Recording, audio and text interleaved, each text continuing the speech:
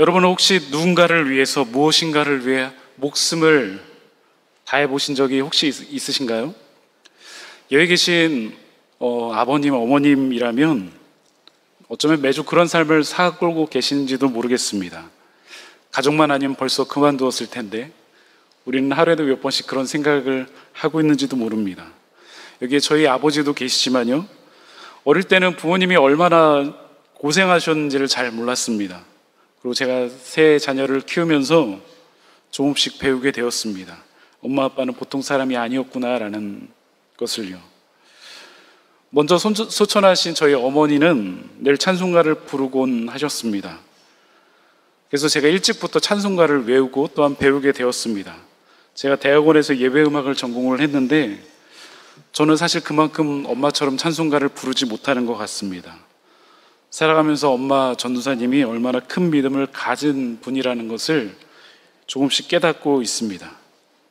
대부분의 남자들은 군대에 다녀옵니다. 여기 직업 군인도 계시고 자녀가 군대에 있는 분들도 계십니다. 군인이 되었을 때 우리는 나라를 위해 충성을 다하곤 합니다. 어쩌면 결혼이라는 그 순간에 우리는 목숨을 다해 사랑했는지도 모릅니다. 왜냐하면 목숨을 다해 사랑해야만 결혼할 수 있기 때문입니다. 여러분 동의하시나요? 오늘 대표 기도를 한 우리 이승철 성도님이 결혼 전 아내 강경훈 성도님을 교회에 처음 데리고 온 날을 저는 아직도 기억하고 있습니다. 둘이 다른 교회를 섬기고 있었는데 어느 날 함께 예배를 드리러 왔습니다. 세상을 다 가진 그 행복한 얼굴이 우리 승철 성도님 눈빛 가운데, 얼굴 가운데 있었습니다. 지금도 그런 줄 믿습니다. 그럼 가족과 나라가 아닌 여러분 또 다른 무엇인가를 위해서 목숨을 한번 걸어볼 수 있을까요? 예전에 한참 핫한 드라마였던 오징어 게임에 나오는 465억 정도면 어쩌면 우리는 한번 던져볼 수도 있을지도 모릅니다. 오늘 본문은요, 그런 가족과 나라가 아닌, 돈도 아닌 보이지 않는 하나님의 나라를 위해, 또한 복음을 위해 목숨을 바친 한 사람의 이야기로 시작이 됩니다. 오늘 본문을 이렇게 시작했는데 그때 스데반의 일로 일어난 환란으로 말미암아 예수님의 승천 이후 성령 충만함을 받은 마가의 다락방의 120명의 신도로 인해서 복음은 유대와 예루살렘을 급격하게 확산시켰습니다. 베드로의 설교로 3,000명, 5,000명씩 돌아오는 일들이 일어났습니다. 예루살렘 공동체에 이제는 너무 많은 성도들이 생겨서 이제 그들을 섬길 사람들이 필요했습니다. 그래서 예루살렘 교회는 7명의 집사님을 세우게 됩니다. 스데반과 또 빌립과 프로고노와 니가노르와 디몬과 바메나와 유대교에 입교한 안디옥 사람 니골라를 택하여 초대교회 집사님들을 세운 이유는 당시 어려운 사람들의 구제를 위해서였습니다. 그렇다면 이 집사님들은 과연 어떤 사람들이었을까요?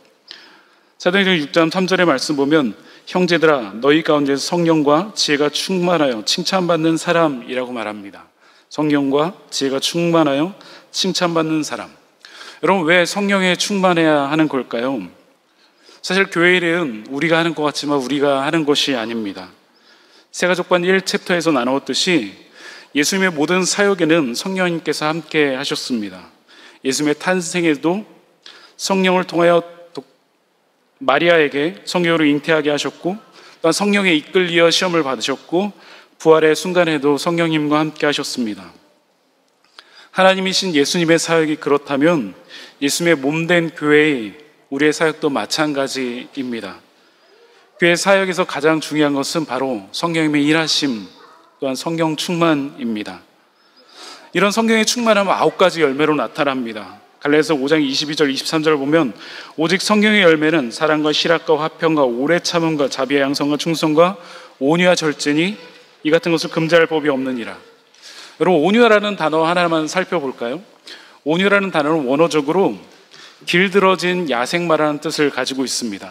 아무리 좋은 야생마라 할지라도 주인의 손에 길들여지지 않는다면 좋은 경주마로서 쓰임을 받을 수 없습니다. 그것이 바로 온유입니다. 더 훌륭한 능력을 가지고 있지만 많은 것을 소유하고 있지만 항상 주인 앞에서 겸손하고 주인의 말에 순종하는 것이 바로 온유입니다. 이 성경의 9가지 열매는 원어로 보면 단수로 되어 있습니다. 9가지가 하나하나의 열매가 아니라 그 9가지가 하나의 열매라는 것입니다. 두 번째, 왜 지혜가 충만해야 될까요? 성경에서는 지혜를 가르칠 때 대부분 이것을 의미합니다. 여호와를 경외하는 것이 지혜의 근본이요 거룩한 자를 아는 것이 명철이니라. 이 지혜가 얼마나 귀한지 성경은 이렇게 말합니다. 이는 지혜를 얻는 것이 은을 얻는 것보다 낫고 이 이익이 정금보다 나으니라. 지혜는 하나님을 아는 것입니다. 그리고 말씀대로 살아가는 것이 바로 지혜입니다. 그래서 야고보 선생은 지혜를 구하라 고백합니다. 너희 중에 누구든지 지혜가 부족하거든 모든 사람에게 후히 주시고 꾸짖지 아니하시는 하나님께 구하라. 그리하면 주시리라. 세 번째, 칭찬받는 사람입니다. 사람들에게 성실함과 정직함으로 인정받는 사람들입니다. 성경에도 직장에서도 죽게 하듯 하라라고 말씀해 주십니다. 여러분도 여러분의 삶의 자리에서 칭찬받는 사람들이 되길 간절히 축원합니다. 오늘 본문에는 초대교회 목사로서 쓰임받은 바나바에 대해서 이렇게 설명합니다. 바나바는 착한 사람이요 성경과 믿음이 충만한 사람이라 이에 큰 무리가 죽게 더하더라. 그렇게 세웠던 7 집사님 중에서 특별히 큰 능력을 행하는 한 집사님이 계셨습니다. 우리가 잘 아는 스데반 집사님입니다. 성경은 스데반 집사님을 향해 이렇게 말합니다. 우리 한번 사도행전 6장 8절에서 10절 같이 한번 읽어보도록 하겠습니다. 같이 한번 읽겠습니다. 시작. 스데반이 은혜와 권능이 충만하여 큰 기사와 표적에 민간에 행하니 이른바 자유인들 그 그레네인, 알렉산드라인, 길르기아, 아시아에서 온 사람들의 회당에서 어떤 자들이 일어나 스데반과 더불어 논쟁하였으니 스데반이 지혜와 성령으로 말함을 그들이 능히 당하지 못하여. 아멘. 스데반 집사님의 모습을 보니까 은혜와 권능이 충만하여 큰 기사와 표적이 나타나고 지혜와 성령으로 말하는 사람이라고 표현하고 있습니다. 어쩌면 초대교회 7 집사님은 당시의 선교사이자 복음 전달자이기도 합니다. 7장부터 스데반 집사님의 설교가 시작됐는데 그가 거의 목회자랑 비슷한 역할을 했던 것을 알 수 있습니다. 그 설교의 요점은 7장 51절부터 53절에 등장합니다. 그것은 너희가 구약의 성도들처럼 성령을 거슬렸다. 너희가 구약에 예언한 예수 그리스도를 십자가에 죽였도다. 그러니까 회개하라 라는 것입니다. 이 말을 들었던 당시 유대인들의 마음은 어땠을까요? 유대인들은 마음에 찔리기 시작했습니다. 그때 스데반의 모습은 성령에 충만했습니다. 성경이 이렇게 고백하고 있습니다. 스데반이 성령에 충만하여 하늘을 우러러 주목하여 하나님의 영광과 및 예수께서 하나님 우편에 서신 것을 보고 말하되 보라 하늘이 열리고 인자가 하나님 우편에 서신 것을 보노라 한대요. 그가 얼마나 성령에 충만하면 하늘의 영광을 보게 되었을까요? 이 시대에 만약에 우리가 성경에 충만하다면 어떤 일들이 일어날까요? 우리가 성경 충만하다고 해서 하늘이 열리고 예수 그리스도가 하나님 우편에 서신 것을 볼 수 있는 것은 아닙니다. 왜냐하면 구약에 직접 나타나신 하나님의 현현, 사건들, 그리고 홍해를 가르신 사건들, 천사가 나타났던 사건들, 이 모든 사건들은 이스라엘을 택하시고 구원하기 위해서 하나님께서 만드신, 역사하신 사건들입니다. 또한 초대교회에 일어났던 성령 강림 사건들은 단회적 사건이라고 학자들은 말하고 있습니다. 왜냐하면 마가의 다락방에 성령 충만함을 받은 신도들은 다른 언어로 하나님의 큰 일을 말하게 되었기 때문입니다. 이 사건들은 성경을 우리에게 완전히 주어지기 전에 주신 사건들입니다. 만약에 지금도 사도가 필요하다면 이 말의 다른 말은 성경이 부족하다는 의미입니다. 물론 지금도 선교의 현장에서는 많은 이런 성령의 역사들이 일어납니다. 하지만 하나님께서는 이제는 일반 은총을 통해서 우리에게 역사하십니다. 기도를 한다고 해서 우리가 하루아침에 영어를 말할 수 있는 것은 아닙니다. 기도를 한다고 해서 제가 스페인어를 한 번도 배운 적이 없는데 스페인 언어를 할 수 있는 것도 아니라는 것입니다. 과정을 통해서, 시간들을 통해서 우리에게 역사해 주십니다. 결국 이런 모습을 보고 유대인들은 가만히 있을 수가 없었습니다. 스데반이 하나님을 함부로 말했기 때문입니다. 그리고 그들이 죽인 예수 그리스도가 하나님의 우편에 앉아 계셨다는 것을 말할 때 그들의 마음은 흔들렸습니다. 결국 스데반은 그 자리에서 돌에 맞아 순교를 하게 됩니다. 그런데 기가 막힌 것이 그때 등장하는 한 사람이 있습니다. 우리가 잘 아는 사울입니다. 사도행전 7장 8장을 보면 성 밖에 내치고 돌로 칠세 증인들이 옷을 벗어 사울이라는 청년의 발 앞에 두니라. 사울은 그가 죽임당함을 마땅히 여기더라. 사울이 그 교회를 잔멸할세 각 집에 들어가 남녀를 끌어다가 옥에 넘기니라. 이것으로 인해서 예루살렘 공동체가 흩어지기 시작합니다. 하루에 3,000명, 5,000명 회개하고 늘어났던 예루살렘 교회가 하루아침에 흩어지게 되었다는 것입니다. 여기서 고민이 생깁니다. 왜 하나님은 이 예루살렘 교회를 흩으신 것일까요? 그 답이 사도행전 1장 8절에 있습니다. 우리 한번 같이 한번 읽어보도록 하겠습니다. 같이 한번 읽겠습니다. 시작. 오직 성령이 너에게 임하심이시며 너희가 권능을 받고 예루살렘과 온 유대와 사마리아와 땅끝까지 이르러 내 증인이 되리라 하시니라. 아멘.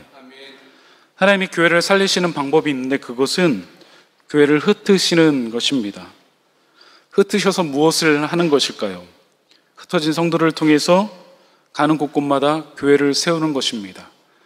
지금도 노숙화된 교회가 사는 방법은 바로 교회 개척을 하는 것입니다. 앞으로 나오는 사도행전의 모든 이야기들은 교회를 세우는 것과 관련이 있습니다. 하나님께서 이 사항들을 어떻게 만드셨을까요? 그날의 예루살렘의 교회에 큰 박해가 있어 사도 외에는 다 유대와 사마리아 모든 땅으로 흩어지니라. 오늘 본문도 마찬가지입니다. 환란으로 말미암아 흩어진 자들이 베니게와 구르보와 안디옥까지 이르러 유대인에게만 말씀을 전하는데 그 중에 구르보 구레네 몇 사람이 안디옥에 이르러 헬라인에게도 말하여 주 예수를 전파하니 유대 땅에 머물렀던 그 복음이 조금씩 확장되기 시작한다는 것입니다. 바로 박해와 순교로 말미암아 하나님께서 흩으셨다는 것입니다. 유대 땅에 머물렀던 복음이 이젠 예루살렘을 넘어 사마리아까지 전 유럽에 확산되는 계기가 되었다는 것입니다. 이 일을 위해 예루살렘 교회는 당시에 리더십이었던 바나바 목사님을 파송하게 됩니다. 당시 스데반 집사님의 순교 사건으로 인해서 예루살렘에 살던 경건한 유대인들은 이젠 열방으로 흩어지기 시작됐습니다. 구르보, 현재 리비아 지역입니다. 수리아 안디옥에 모여서 초대교회였던 안디옥 교회로 모이게 되었습니다. 이 안디옥이란 지역을 찾아보니까 현재는 튀니키의 안타키아라는 곳입니다. 구글 지도 보시면 하타이 공항으로 알려져 있습니다. 여기서 조금 많이 걸립니다. 다음 PPT 한번 띄워주세요. 현재의 모습은 굉장히 아름답습니다. 우측, 여러분이 우측 위에 보시면 동굴이 사진이 있는데 당시에 흩어진 성도들이 저런 동굴로 들어가서 교회 공동체를 이루었다고 합니다. 왜냐하면 로마의 박해 시대였기 때문에 예수 그리스도를 주라 고백하면 죽임을 당했기 때문입니다. 밑에는 그것을 기념하여 세운 바울의 기념교회입니다. 이때 안디옥 교회를 세운 두 사람이 등장합니다. 바로 바나바와 사울입니다. 바나바는 어떤 사람이었을까요? 오늘 본문에는 사도행전에 바나바 등장하는 것을 볼 수 있습니다.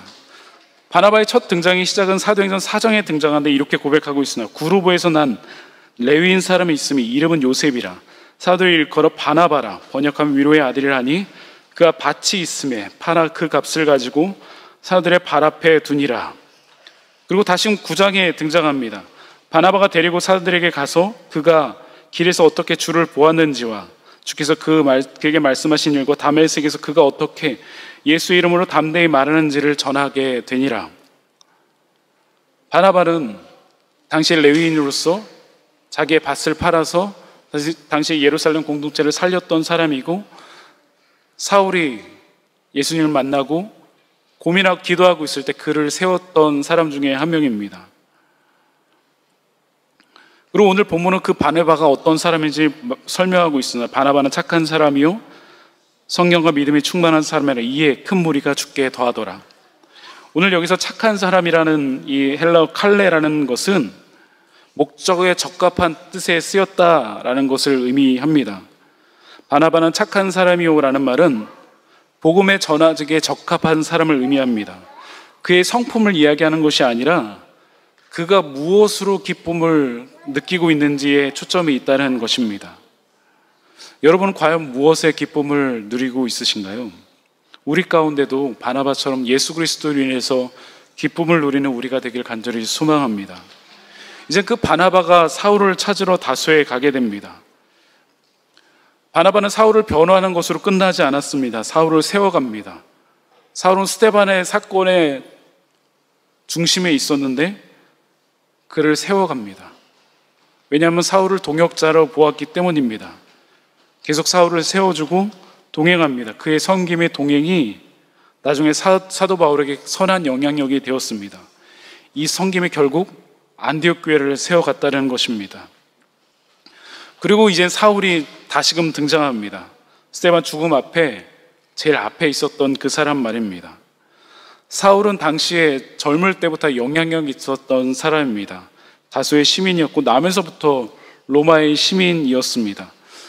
당시에 로마의 시민권이 우리가 지금 현재 미국의 시민권보다 한 몇 배는 굉장히 강한 자부심이 있는 시민권이라고 알려져 있습니다. 지식으로도 최고의 사람입니다. 가말리엘의 문화생이라고 성경에 알려져 있습니다. 이 바울의 스승이었던 가말리엘의 일생은 랍비보다 조금 더 높은 존칭이었던 랍반이라고 불렸던 사람입니다. 당시 유대인 문학, 어떤 구약과 율법에 통달한 사람이 바로 사도 바울입니다. 그가 쓴 신약 성경을 보면 한 3개 국어, 4개 국어를 능통하게 썼던 것을 알 수 있습니다. 즉 헬라의 철학과 사상, 언어뿐만 아니라 문학에도 통달했던 그런 사람이었습니다. 그 사람이 구약의 율법을 가지고 사람들을 핍박하기 시작합니다. 그리고 9장에 보면 사울이 공문을 가지고 예수를 믿는 사람들을 잡으러 다메섹에 가게 됩니다. 얼마나 기세등등했을까요?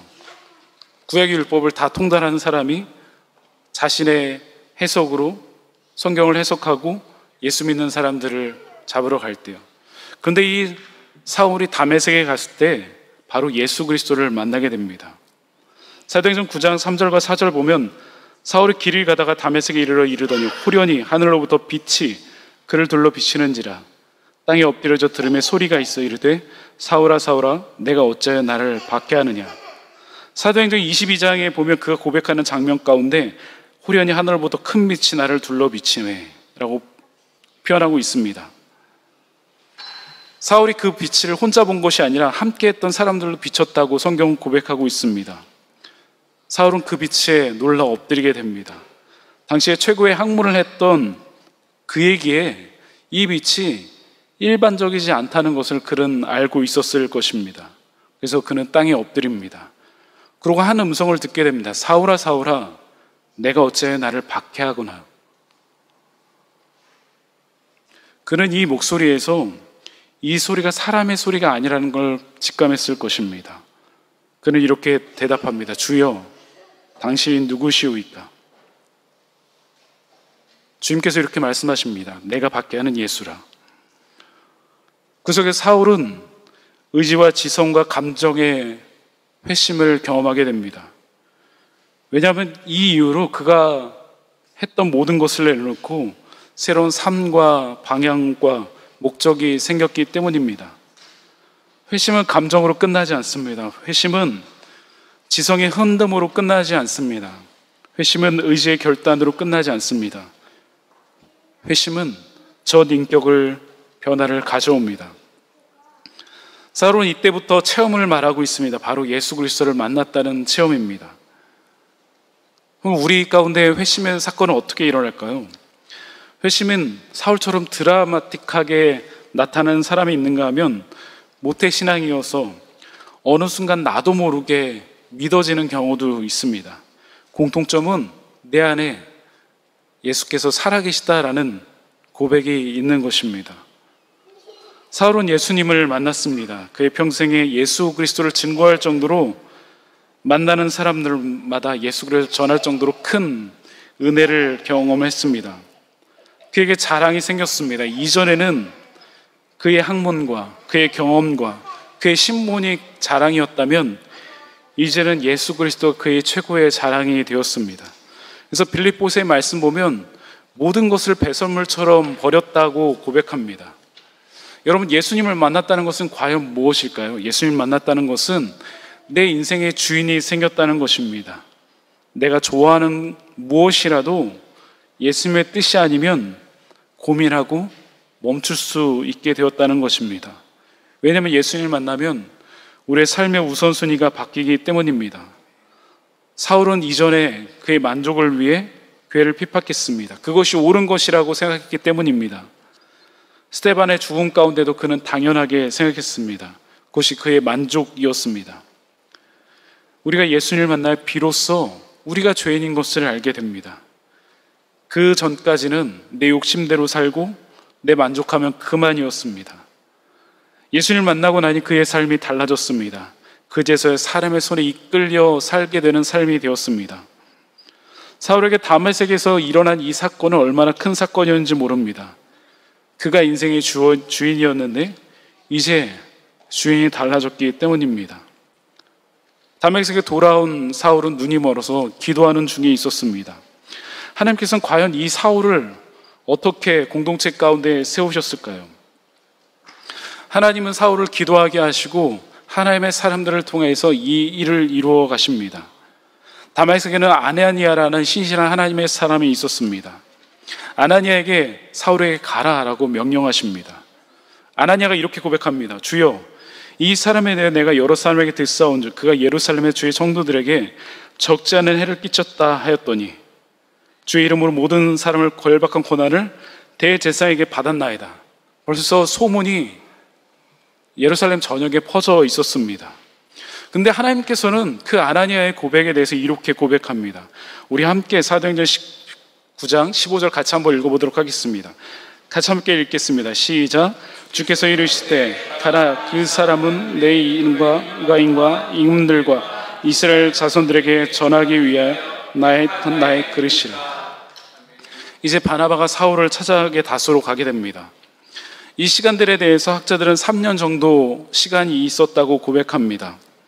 그리고 사울을 찾으러 가서 그와 함께 양육하고 훈련을 합니다. 그가 이전에 가졌던 지식, 구약의 지식들이 정리되자 놀라운 복음의 전달자가 되었습니다. 그래서 안디옥 교회의 무리들을 가르치기 시작합니다. 그리고 그러자 처음으로 그리스도인이라고 불리게 되었습니다. 예수님을 따르는 사람들, 예수님을 믿는 사람들 말입니다. 여러분은 그리스도인들이라 삶 가운데 말씀하고 있으신가요? 나는 크리스찬입니다 라고요. 그렇다면 그런 그리스도인이라 불리는 안디옥 교회가 했던 첫 번째 사역은 과연 무엇일까요?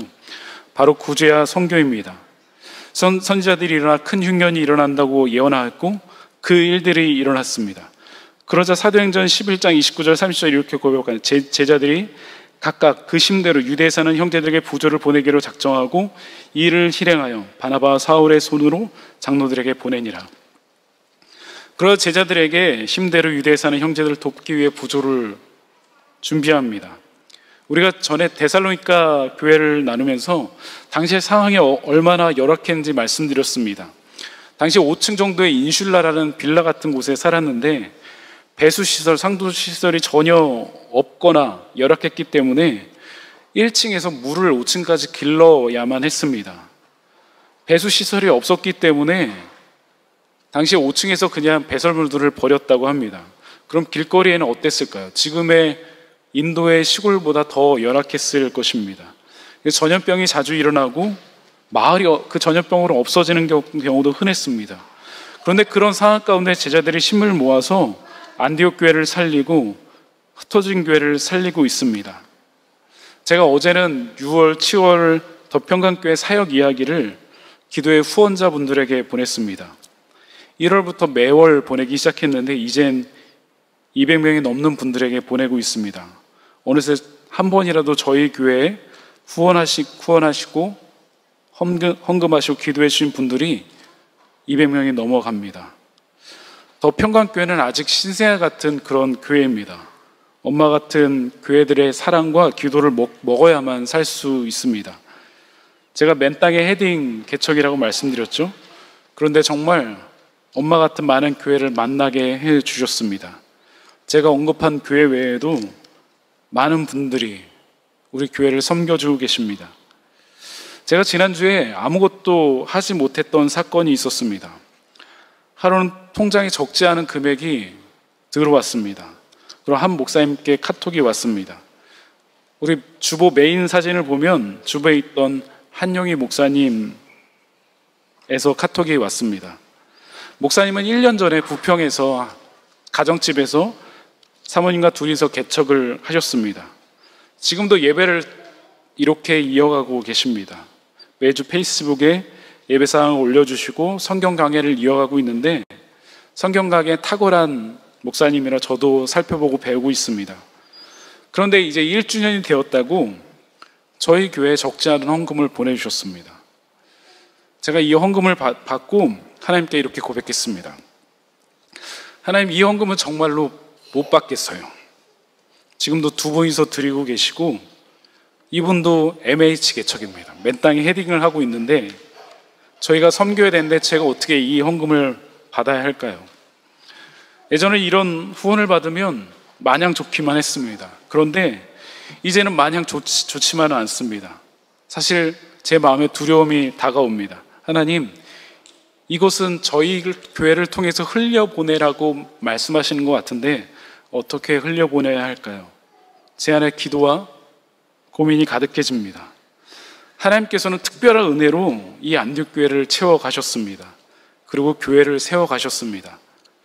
스데반의 죽음은 결코 헛되지 않았습니다. 그의 순교로 모든 것이 흩어진 것 같았지만 많은 교회들이 그 흩어진 순교의 표 위에 세워졌기 때문입니다.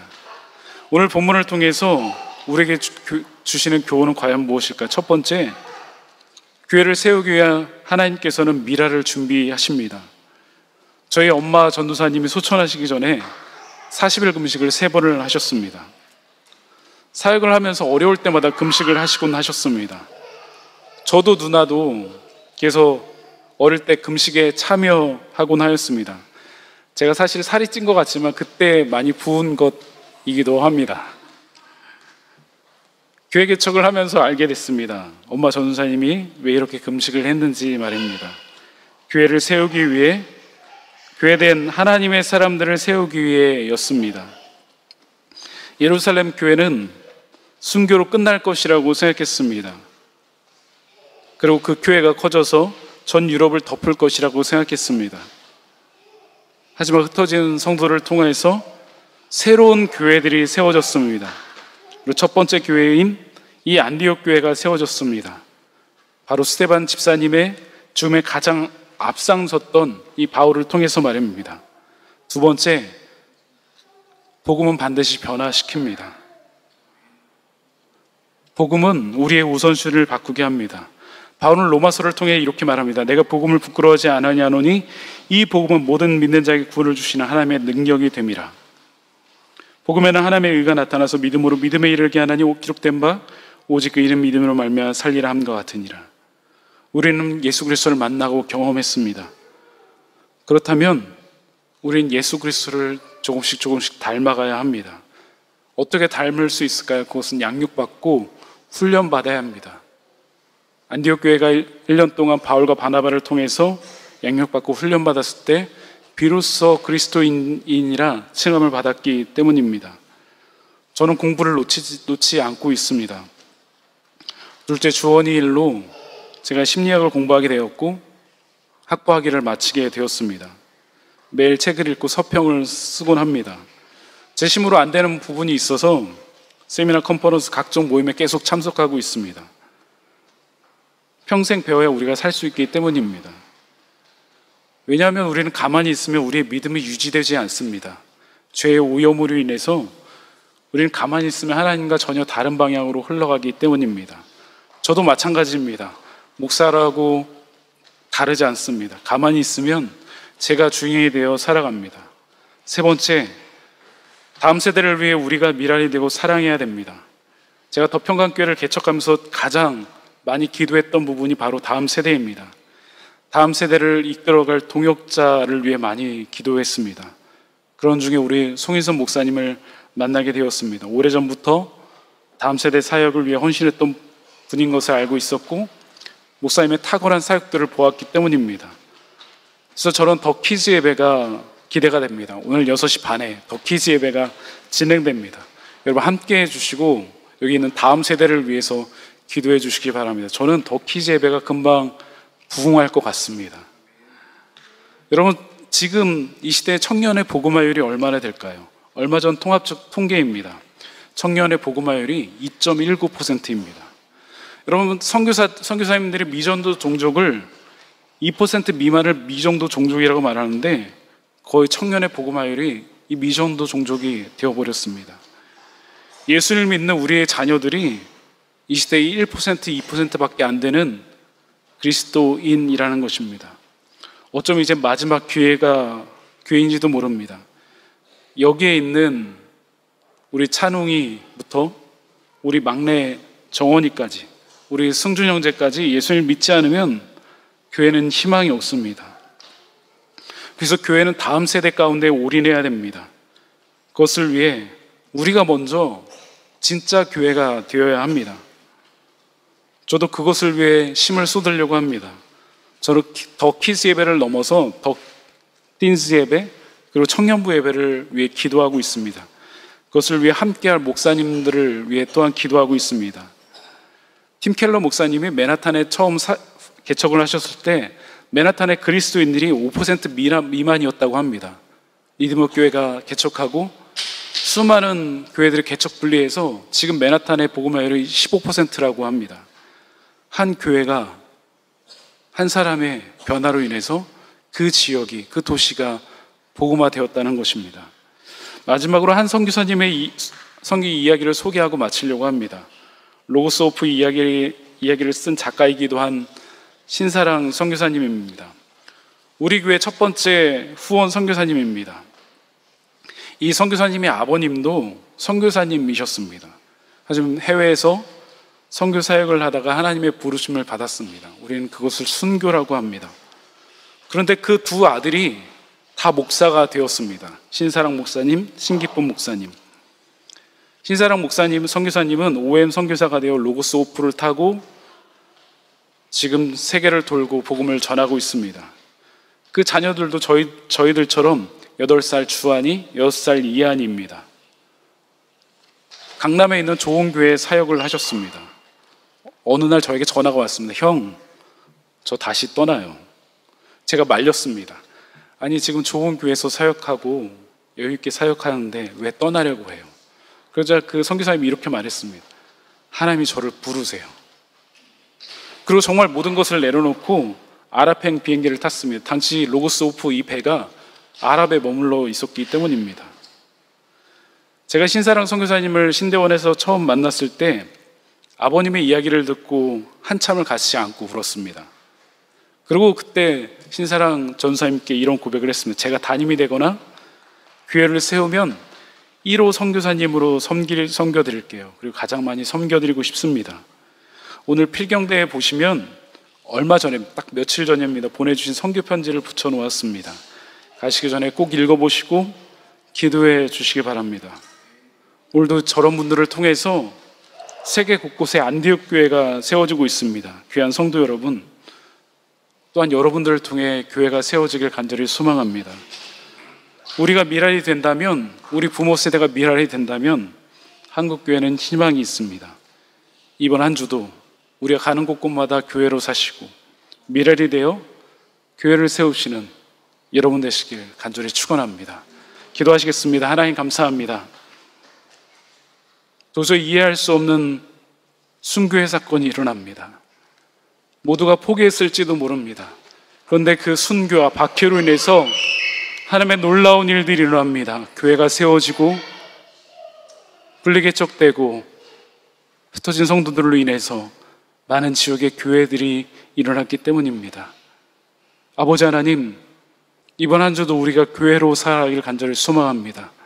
우리 부모 세대가 먼저 미랄이 되어서 우리 자녀들을 세우고 다음 세대를 살리는 그런 아름다운 교회가 되어질 수 있도록 하나님 붙잡아 주시옵소서. 우리 살아가는데 많은 어려움과 박해와 순교를 당할 정도로 힘듦이 우리 앞에 있습니다. 그럴 때마다 스데반이 하나님을 보고 하나님의 영광을 봤던 것처럼 우리가 가는 곳곳마다 하나님의 손길을 발견할 수 있는 우리 모두의 삶이 되어줄 수 있도록 주님 역사하여 주시옵소서. 오늘 새로운 분들이 방문하였습니다. 그들의 삶을 붙잡아 주시고 사는 곳곳마다 하나님 간섭하여 주셔서 하나님을 아는 지식으로 충만하게 하여 주시고 하나님과 동행하는 삶 살 수 있도록 주님 붙잡아 주시옵소서. 감사드리며 살아계신 예수 그리스도의 이름으로 기도드리옵나이다. 아멘.